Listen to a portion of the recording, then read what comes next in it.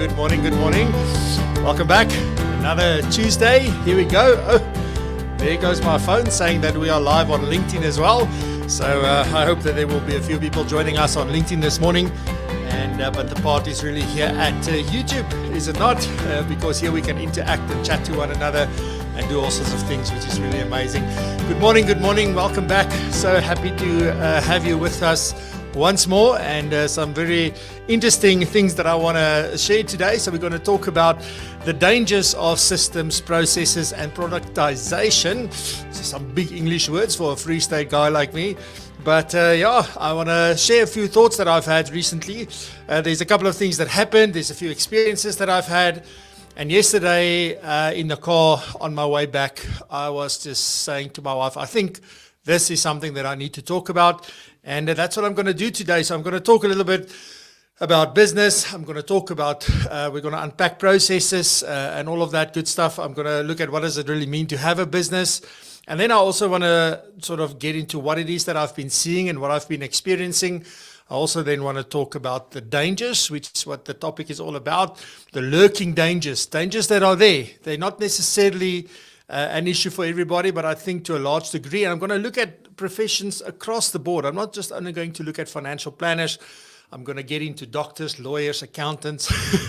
So, share a few things there that I think is very important. And then what to do and how to avoid these dangers. So a lot that I want to get into this morning and that I want to share with you. So let me quickly say good morning to everybody. I see we've got lots of people saying good morning. Quibus, Tinus, Denise. We've got Malcolm. Good morning. Carol. Razan, Pierre, Wilco, my friend, nice to have you. Wow, it's been a long time. So very nice to see you. So let me see quickly. Fadi van Niekerk, Miriam, good morning. Cindy, nice to have you back again. Mark, good morning. Let's see what Carol says. The party's on YouTube. Yes, it is. Morning, Chart. Nice to have you with us.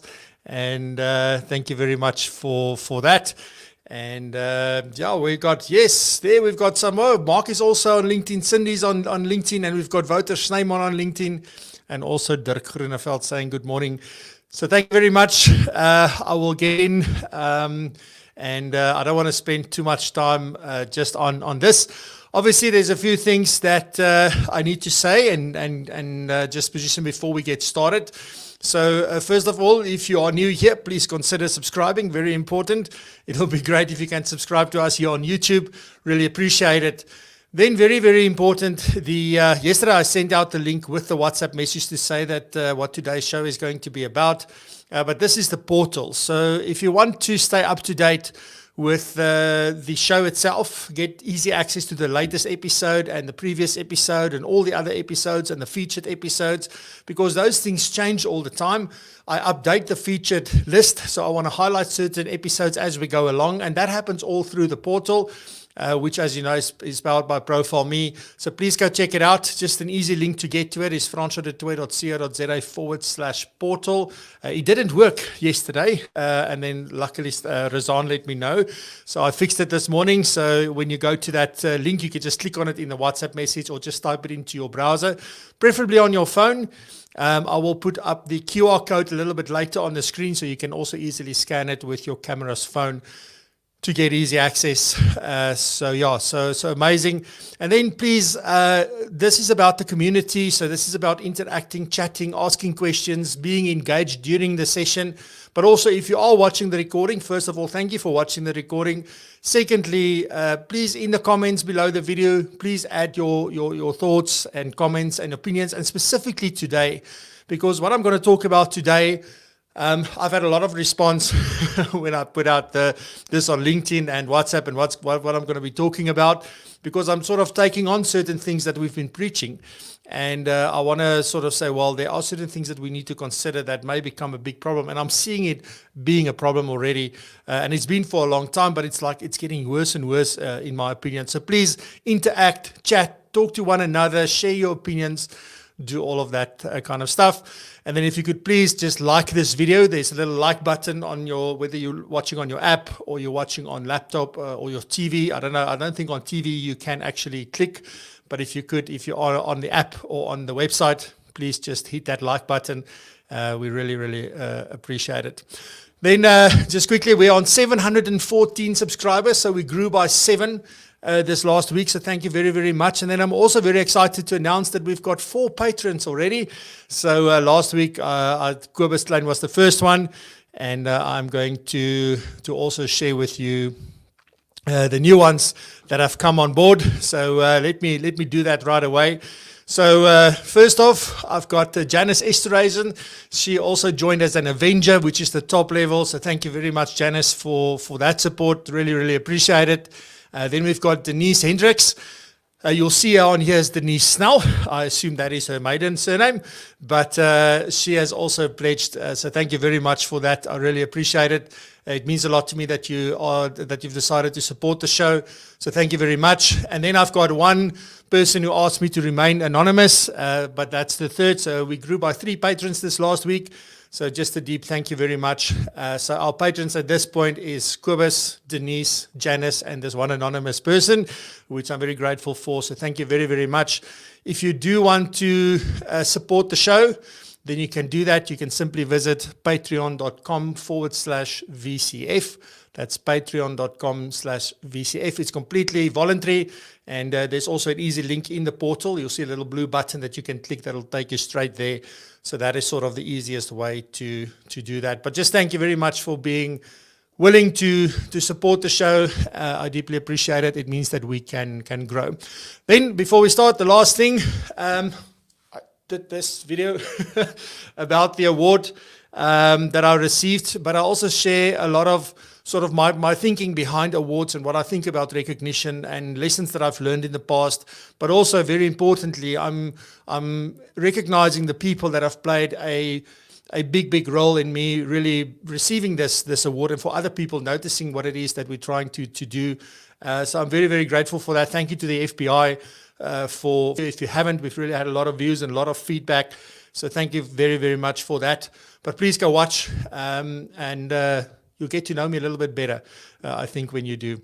Alrighty, so with that, let's get into this morning's show. Thank you very much once more for being here. So, I mean, I guess we can't really talk about a business and really understand, like, I need to position this before we really get into it. This thing between what is a business versus working for myself. Often on forms, I've sort of written there that I am a business owner, and what I really am is self-employed. And we've had this discussion before. You've read about this. This is nothing new.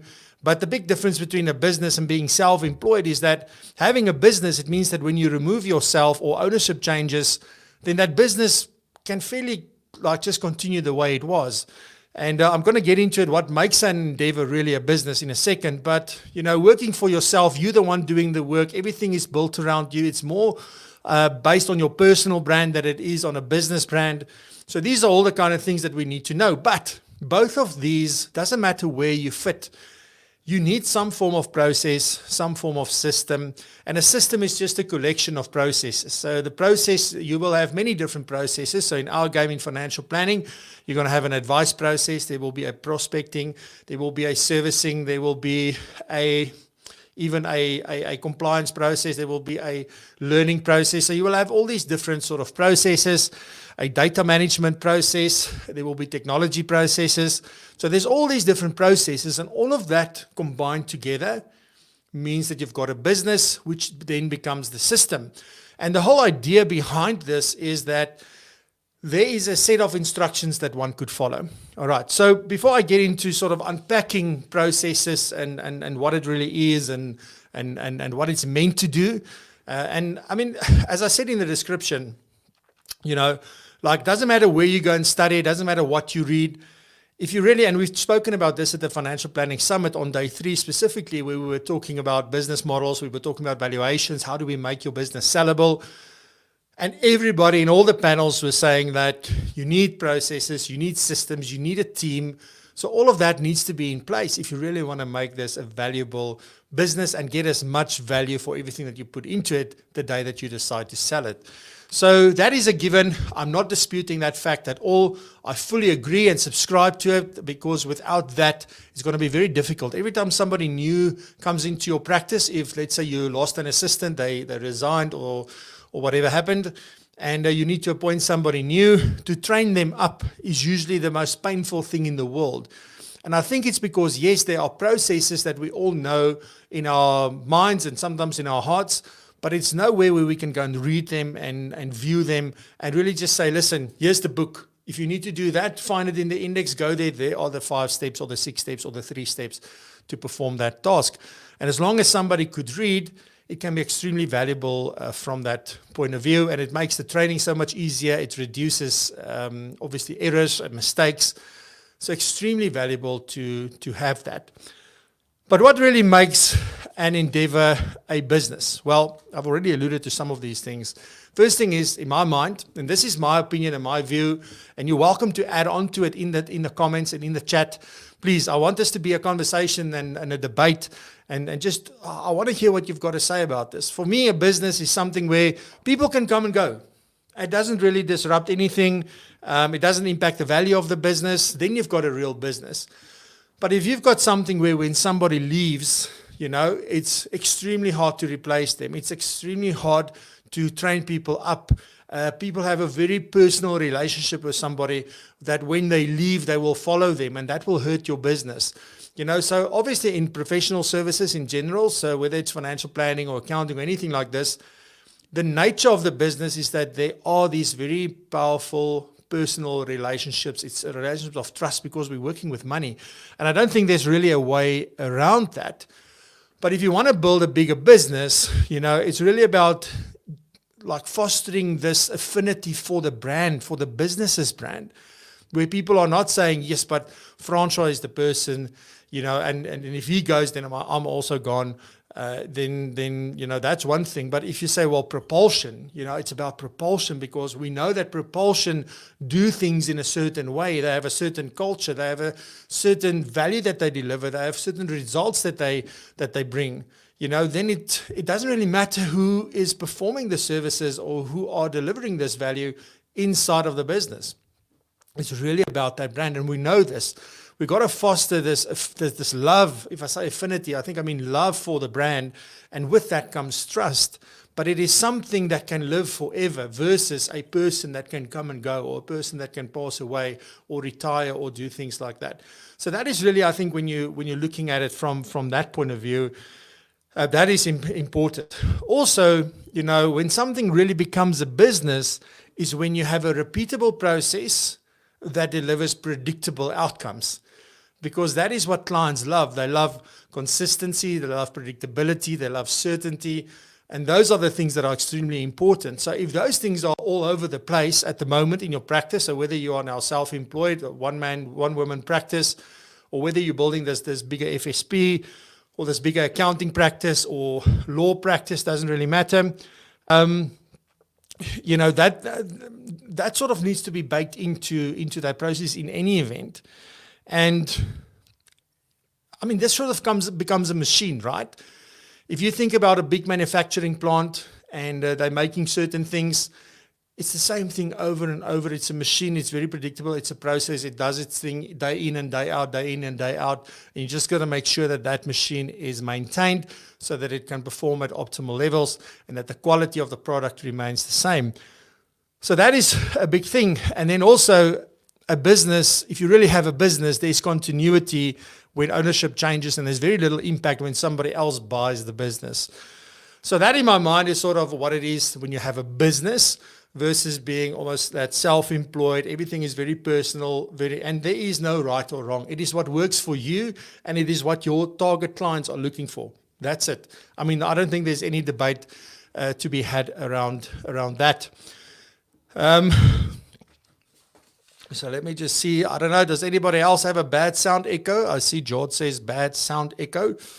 I don't know if there is anything. You're welcome to let me know. Just give me a shout. All right. So let me continue in the meantime. So I want to move on to unpacking processes and systems a little bit, because that is important. All right. So, a process is nothing more than a recipe. This is whether you're baking a cake, whether you're mixing paint, whether you are doing anything. It is a set of things, a set of ingredients, and a set of steps of how you mix these things together that then bakes the cake or results in the meal that you're trying to prepare, or things like that. So a process is nothing more than that. It's a defined set of steps using defined tools, okay, delivering defined goods and services to defined target markets. So everything is really defined and set out and saying, well, this is how it should be. This is the sort of what we would expect if we do these things in this order. If you follow the steps, you deliver the outcome. It's very, very simple.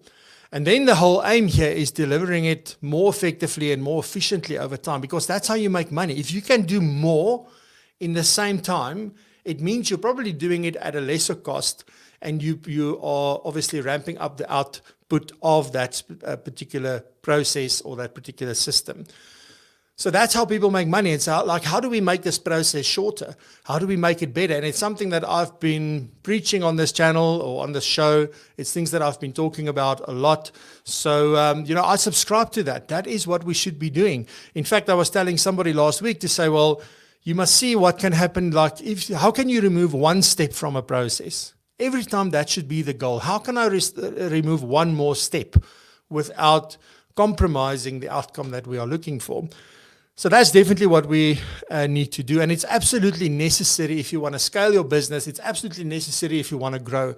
Because without systems and process, there will be chaos.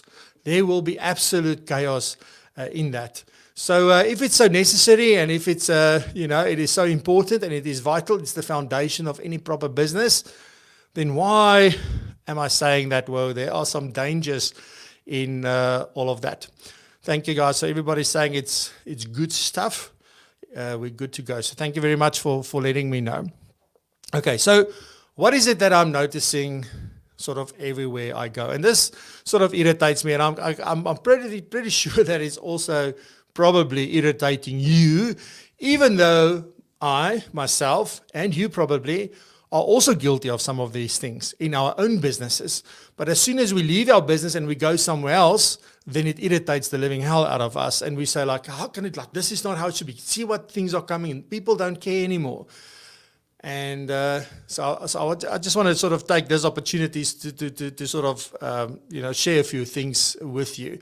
I think one of the biggest things for me is that you talk to anybody at any business, basically, and this is how we do it. This is the process. This is what we do. These are the steps. That's it. I live in this little block, and whatever I do within that block, that is it. It's set out for me. That is what is there. So there's no more room in my mind for common sense. There's no more room for looking at a situation and just saying, maybe this is different. Maybe the customer has a point. Maybe our process is not as great as we think it is. Maybe it used to work, but maybe what customers want have moved. So they don't want this anymore. They now want this because somewhere else they're experiencing something different. And they're trying to sort of say, but now if I never thought of it like that. This is absolutely amazing. So I'm now expecting it from other places and people and that as well. I mean, just think about something very simple, like when we went into lockdown and you could order food online. How long did they take to sort of, because everybody was now scrambling, to sort of put this in place. I mean, Woolies, you wait 2 weeks. I mean, you would be dead by the time they get here with your food, because simply it's not like people come to our stores. We just never had to build any sort of e-commerce thing apart from selling clothing and kitchenware and things like that, but not food, And if they did do that, there was enough time that they had so very few customers ordering online and so on. And everybody was struggling with this, Then they have these little tuk-tuk sort of, little scooter things, and which can't even go up a hill, and they try and do it cost effectively with that. Then Checkers came with their 60-minute delivery thing, upping the game a little bit. But it's these kind of things where people were expecting, like we order everything from Takealot. Maybe Takealot should start selling food. I don't know. But that is what people wanted, and nobody was sort of ready for that. And I think there were still some of them saying, no, this is going to be a fad. It's something that's going to pass. But I don't know, it's just like employees, even business owners sometimes, I think, are not really using their common sense and saying, well, this situation needs to be treated differently from the way that we do things normally or usually. So, I don't know how you feel about that, whether you find that yourself where you go and really like have to interact with people and you have a problem and it feels like nobody's listening to you. And maybe the problem is that there's no empowerment. They are not allowed to make decisions because it's not in the process. It's not in the document saying like this, then this, then this. Maybe there's a decision flow chart and this thing says if the answer is yes, go here. If the answer is no, go there. I don't know. But I don't know. We've removed people's ability to think. And I think they gladly accepted that because if they don't have to think, if they don't have to sort of apply their mind to the situation, it means that they carry no risk. It's the business says no. The boss says no. Head office says no. That for me is a big, big problem because now what we're doing is sort of starting to get to that dangers that I want to allude to. And then I think what this all sort of leads to at the end of the day, because if I go back to what a process is meant to do, it is something that we do over and over and over again to produce a certain result. And we want to do it more effectively and more efficiently, meaning we want to make it like quicker and less of an effort. We take our focus off the client and the customer and we put it squarely on ourselves and what the business is trying to achieve. And this is sort of, business 101, like the customer should be central to everything you do and always like put yourself in the shoes of the customer. And until you start printing money, then that sort of goes out the window often.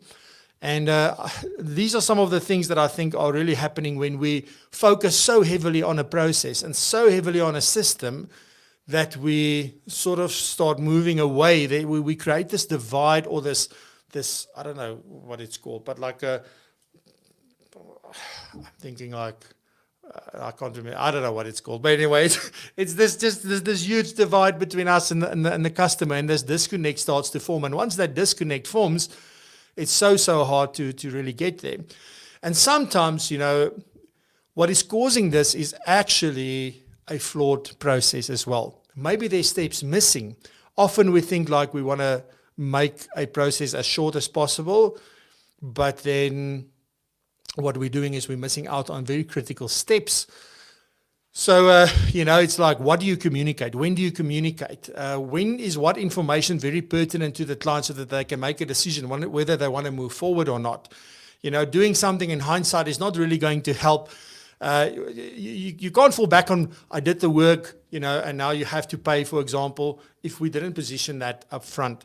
So that is extremely important. So what are the dangers that are then lurking in the deep, murky darkness of processes and systems? Well, the first one is, as I've already said, forgetting the client. I think that is such a thing that is busy happening at the moment.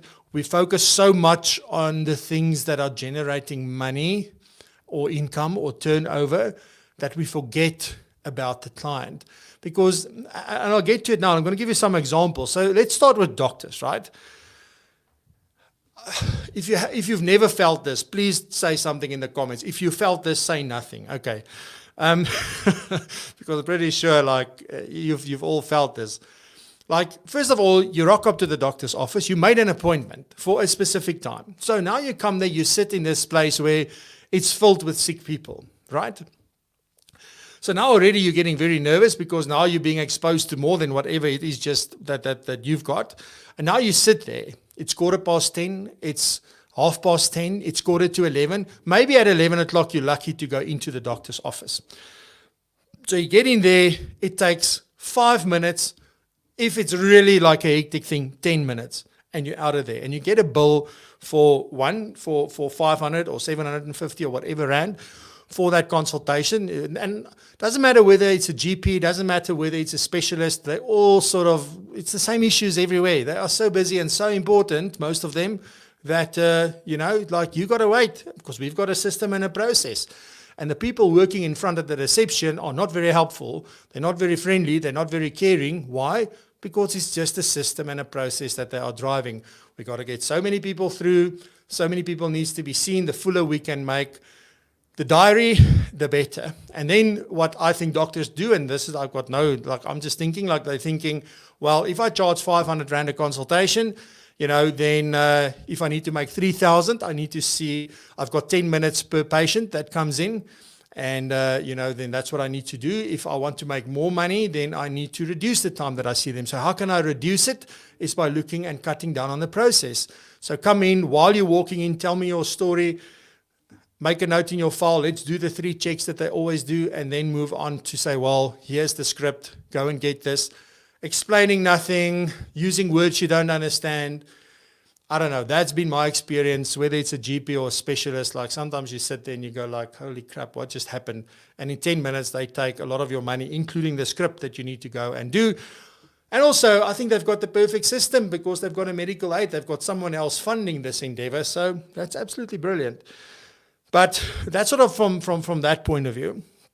Then you've got lawyers on the other side, which is so focused on their time and billing for every single thing that there is absolutely nothing that they give in terms of value without charging for it. So in many other professions, I think mainly in financial planning, we are sort of expected to do a lot of things, give a lot of value without getting paid for it. And I think there's that balance. There are some things that we need to do and give for value, but we've got to know and be very clear on what that actually is. And it will be different from client to client in any event. If I look at accountants, accountants, what's happening at the moment, and it's been happening for quite a while, is that automation has really come around leaps and bounds. It's been fantastic what it is that you can do in accounting, specifically since cloud accounting came along. There's a lot of things that can be linked, a lot of things that can be automated. You can really reduce the amount of time that was needed to do the bookkeeping part of things. So what they're doing is they're cutting down on that, still charging what it is they're charging, and that's fine because that's business. You want to reduce cost and obviously up your profit. But the problem is that the time you're saving is not necessarily being used in order to create value in the form of advice and guidance and input into the strategy of the business and into the financial management of the business. So again, we just focused on process and system, and we do this and this, and we just do over and over and over again. It's the one deadline to the next deadline to the next deadline, and it's just absolutely crazy from that point of view. Financial advisors, I think it's the same thing with us. I know that there's a huge drive with many advisors to sort of say, how can I see and close business in one meeting with a client? Some feel 2 meetings, some feel 3 meetings, some do however long it takes. I want to do it in a specific way. So there's this whole divide, but so many are trying to do that in and out, one meeting, one thing, let's do everything. And they cut down on all of that. So this is happening sort of everywhere. We're just so focused on how can I close the deal? How can I write the script? How can I do the contract? How can I perform the procedure? How can I sign up another client? But we're not really focusing on the things that really matter. And I'll get to that in a second. But all of this is really sort of creating this danger that we're losing touch. We're losing not our touch in terms of how good we are or that. It means that we're becoming desensitized. Again, think about, and I think that's really what's happening with doctors. They are so desensitized. They focus so much on the disease and the solution that they forget about the person that actually has this disease and the impact that this disease has on this person. I mean, when my wife had cancer and we went to Olivedale to do all the treatments, which is now seems like a lifetime ago. It's just it's just very cold. This is it, boom, boom, boom. You go sit there in your production line, get your chemotherapy. The doctor himself isn't even there. Once in a while he'll pop in and sort of talk to the nurses, but not really to the patients that I've seen. So it's a process. That's what it is. But they're so used to that's the job and that is what they do that they've become desensitized. And I don't know if it's their fault or not. I can't really say. But that's what's also happening to us if we focus too heavily on systems and processes and drive that relentlessly in order to drive revenue, in order to build the business, in order to grow the business. So we've got to be so careful that we're not losing touch and also becoming desensitized and understanding what people are going through and what it is that they really need from us. Then also, what could happen when you productize your offering, and this is also something that I've spoken about. It's something that a lot of people are preaching. You've got to productize yourself. You've got to productize your services. Sometimes people have got physical products. I need new mugs, by the way.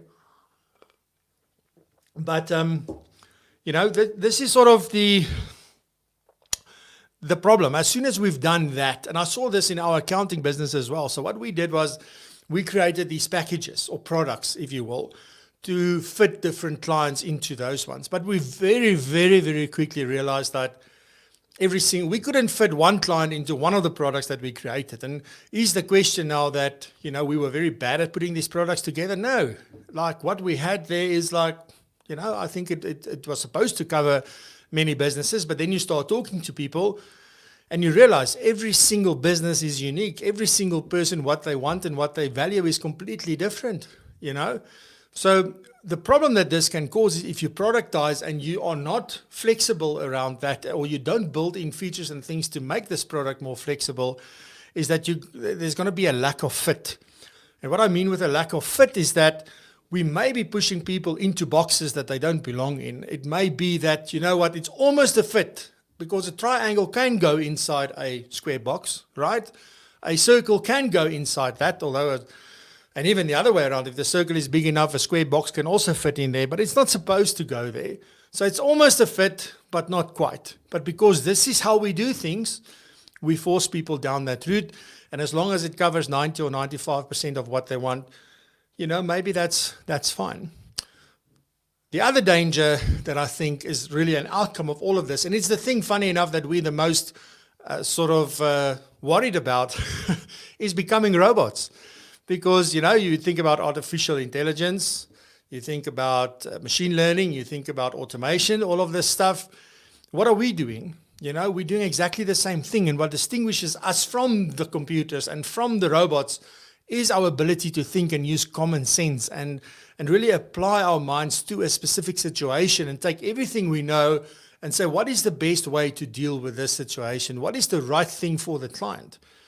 So that is extremely important. So we must be very careful that we don't become the robots that we so desperately don't want to do. So just quickly before I move on to the next section, Carol, people generally don't like change, but with the new generations, businesses need to evolve to be relevant and be sustainable. Johan, what you say is true. There are still so many planners, advisors that only work for commission. They don't understand where the client came from and the story of the client. So yes, definitely, Eda, nice to see you here. Good morning. We are missing out in speaking into our clients' lives if only acting transactional. I love that, Mariette. We are missing out in speaking into our clients' lives. Oh, that's powerful. Holy moly. More focus should be on the human side to help clients make meaningful decisions. Because at the end of the day, I'm going to get to the what to do, and there's like, I've got 1, 2, 3, 4, 5, 6, 7, 8 things that you can do in order to sort of stay on the right side of the road as far as this is concerned. So I'm going to get into that. Clients do not want to feel like a number. Deeper conversations are needed. I think the challenge is this balance between having these conversations and making money on the other hand, because unfortunately that's why we're in business.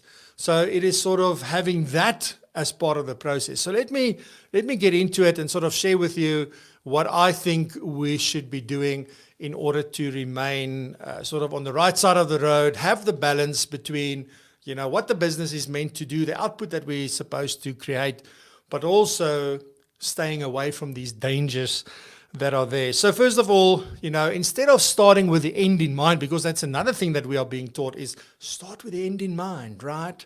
So start with the client in mind. I mean, put yourself in their shoes. I don't know if you watched the movie The Cobbler. It's currently on Netflix. You can go check it out. It's really, really interesting. The Cobbler. It's Adam Sandler.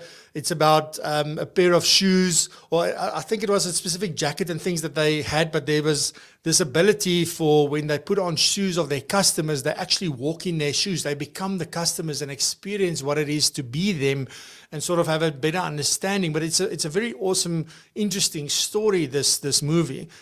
And that for me is the best way. If I need to tell you, put yourself in your customer's shoes, I think that's the best way to see what I mean or what anybody means when they say that. So go check out that movie. You won't regret it. It's a nice family movie also to watch. So get the whole family involved. If you've got a team, whether it's one assistant or you've got a whole team, a big business, doesn't really matter. But it is to remind the team every single day so that they must step out of their own world and really step into the world of the customer. You know, often you find that there's a front office and a back office, right? And in some places, a middle office as well. But there's this front office, which is client-facing, and it's their problem to deal with the client. So in our world, it's the financial advisor, the financial planner. Maybe it's one of the assistants, it's the reception.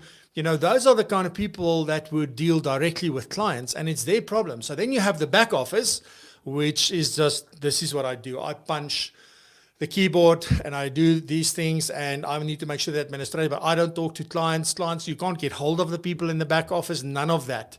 I hate that model with everything in me. We have that with SaaS, for example. I hate it because when we've got an issue, you need to phone a call center, which is the front office, and they have no clue. So what do? They send an email to the back office or whoever that is that's dealing with the case. That person never comes back to you. You have no way of contacting that person directly. There is no way to get things sorted out if you can't talk about it. So whether you're in the front office or you've got people in the front office or the back office, it's to remind all of them to step out of their world and into the world of the client and understand what the frustrations are that they're feeling. To remind them that if that was you, how would you want this query to be handled? So it's also about culture. I mean, I'll give you that because that's a way of thinking and a way of being, I think, but very important. And then there's this sort of line that comes from the 10 Commandments that I sort of had when I was a broker consultant. And I want to share, I'm going to take those 10 Commandments. I didn't come up with them. It is something that was sort of, I was introduced to by Chris Rue. But I want to take that and I'm going to change it and make it applicable to financial advisors, because at the moment, those 10 commandments are very much from a broker consultant point of view. But I'm going to take that and rework it. But the one line that I will always remember from that, and this is something I want to give to you today, is that the customer, and again, this is something very important to hone in your teams, is that the customer is not an interruption of your day. The customer is not a nuisance. The customer is not a sort of a deflection of what it is that you are supposed to be doing, because this is my job. And now they're phoning, and now I can't get my work done, and the boss wants this and this and that. And even, maybe yourself as a financial planner or another professional, you feel like, you know what, I don't have time to speak to people today. So, but they are not an interruption. Customers are the lifeblood of your business. They are your purpose. They are the reason why you are in business. Without them, you have no business. If there's something you want to put up against your wall, have it printed in the biggest poster that you possibly can, then that would be that. Customer is not an interruption. He or she is the purpose and the lifeblood of what we do. So extremely important. So I think of everything I'm saying today, that is probably the most important part. And then we've got to allow our teams to make decisions. So yes, there's got to be a framework. There's got to be limits. They've got to know when, up to what point can you make decisions? When do you need to refer that? When do you need to come and talk about it? But that is just crucial. They've got to be able to think for themselves, apply their minds to the situation, say, how can I make this client happy? And that is very, very important. Then also important, don't force your business onto customers. In other words, this is the making them fit something that they're not supposed to be in. So rather mold your business around your target client. And again, that's why it's so important to know, who do you serve? What do they look like? What are their needs, their problems? What are their concerns? What are they thinking about? What are they worried about? And then how does the business help them through all of that? So you mold your business around your ideal client. You can't be everything to everybody. So very important to sort of really talk about this with your teams or whoever's in your office. Sometimes we think you're a very small practice, you have one assistant. They're not so like that they're not connected and understand what's going on. You have these conversations with them. How do they feel? What are frustrating them? What is really making their life hard? And also listen to what the input is that they've got to give. It's not always the people that are writing the books and making the videos and being vocal on social media that has all the answers. Sometimes the best answers will sit right inside your office. Maybe it's a friend that's got nothing to do with our industry or our profession. Talk to them, because they will ask questions like, you won't, I promise you're not viewing it from that, because we've got these glasses on where we just look at it in this one way, because that's how we framed our world over time.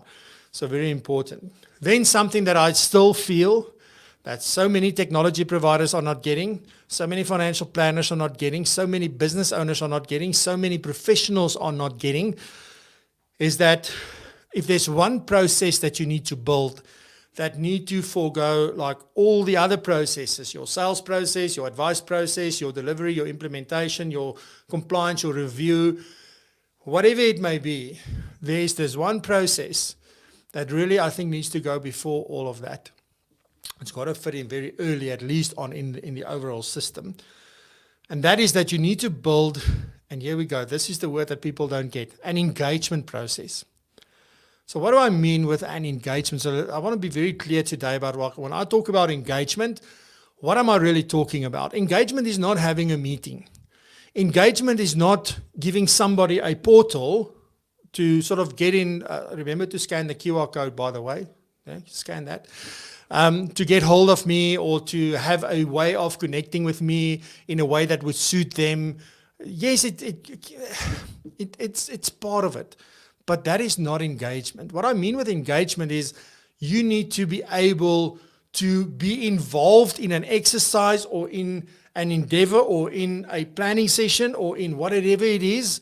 You are both engaged, conversation, asking questions, challenging, pulling information out of people, asking great questions, being able to listen, making them part of the process, not just, oh, I have an advice process, so you sit there and listen and I talk. This is about getting them involved, doing the work with you. That is really engagement. So there's a lot of moving parts to that. But, when you build that engagement process that focuses primarily on the customer, then the outcome of that should be, or let me put it like this, like, what is crucial for that engagement process is that it must create an experience next to none, or second to none. It's just, it must blow people's minds. Like, I can't believe this person took this much of an interest in me. I can't believe that this person involved me so much. I can't believe that I got to talk so much. I can't believe that they led me to sort of have this realization of what it is that I'm really after. To understand, where I am and to really clarify what it is. These are all things that we say we must do, but then we do it in a very cold way, almost like the doctor's office. Come in, the receptionist looks like she hasn't had a laugh in 20 years, and then come through, there's your file, boom, boom, boom. Sorry, not even sorry that you waited for an hour. It's just, so how are you today? I'm pissed. That's what I am. So that's not creating a great experience. So imagine a doctor that is always on time. Imagine a doctor that explains things to you and that asks you questions and really not trying to diagnose the issue as quickly as possible. I mean, we always say, like, I go to the doctor, I pay them $500 to tell them what's wrong with me. So, like, how does all these things fit together? So that's why the engagement is so important. There's got to be that conversation, but it means we've got to do the work together, and there must be an experience built around that. It's extremely important.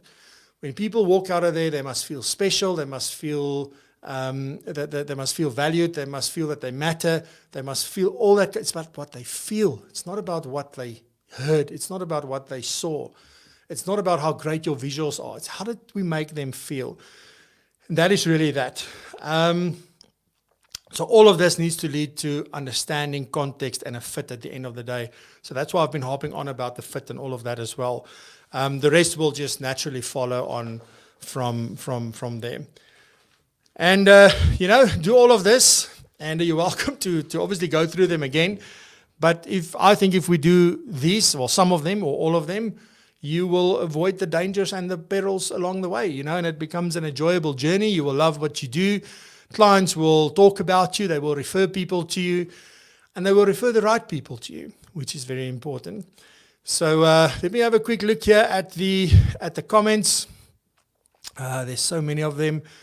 So let me see. Mark Bullock, nice to see you. One of the biggest mistakes that financial advisors make is that we assume that clients knows that they want or need. The next biggest mistake we make is that we assume we know what the client needs.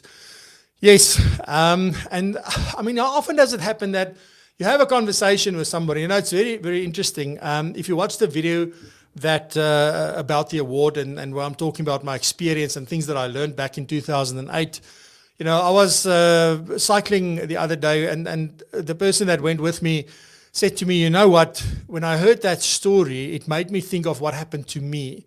And, sort of sharing that story with me, I just realized in the moment that we all have similar experiences, and we all have sort of things that happen to us, and we sort of learn the same kind of lessons in a different way.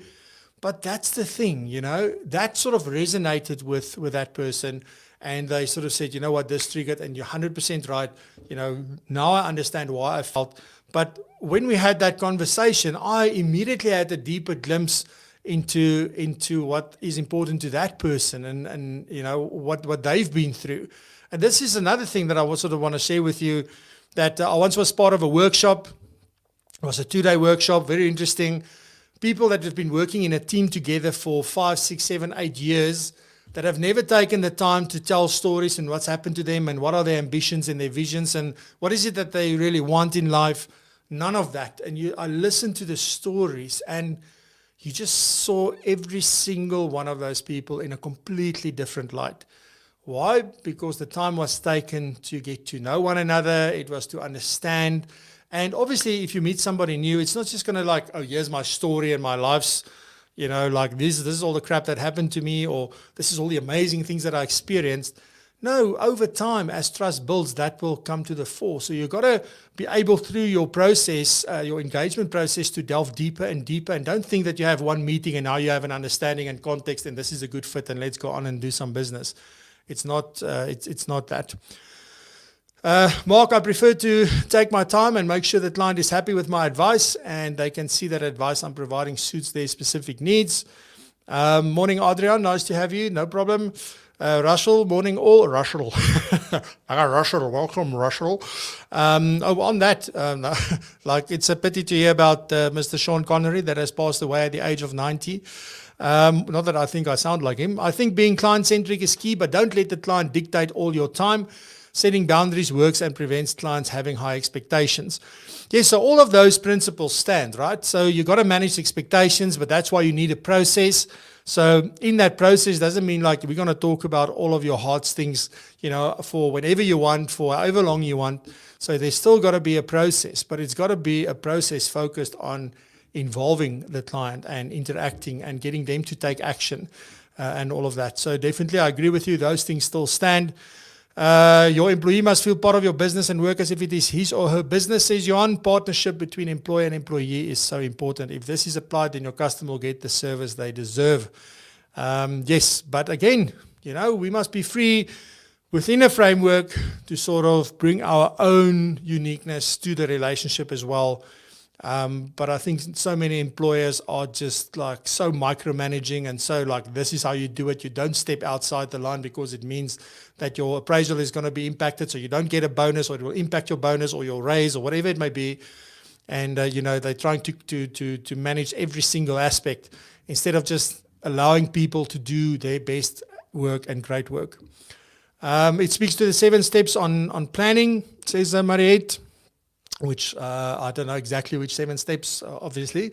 But my meaning of the last message is that it's so easy to fall into a discussion that is not about the client. Yes, this is also so true. Good morning, Arun. And Kobus says, yes, Russell. So yeah, please remember you are able to go and connect with me via the portal. So please do that. So francois.co.za/portal, or just scan this little QR code here with your phone, and it will take you straight to that. Save it to the home screen on your phone so that you can go in there regularly. I've recently added photos. I've added a video. I've changed some of the things around. And so, yeah, this is an ever-evolving portal with changing information. So it's not a once you saw it, then you saw it. Please go check that out. Connect with the show on that. And on that note, ladies and gentlemen, thank you very much for your time this morning. I deeply appreciate it. I wish you well. Have a great week. I will see you next week, Tuesday, same time, same place. And just thank you for all the support. And again, maybe just one last time, all the patrons. Thank you very much, Kobus, Denise, Janice, and Mr. Anonymous. I really, really appreciate it. And may you be blessed this week and prosper. I will see you next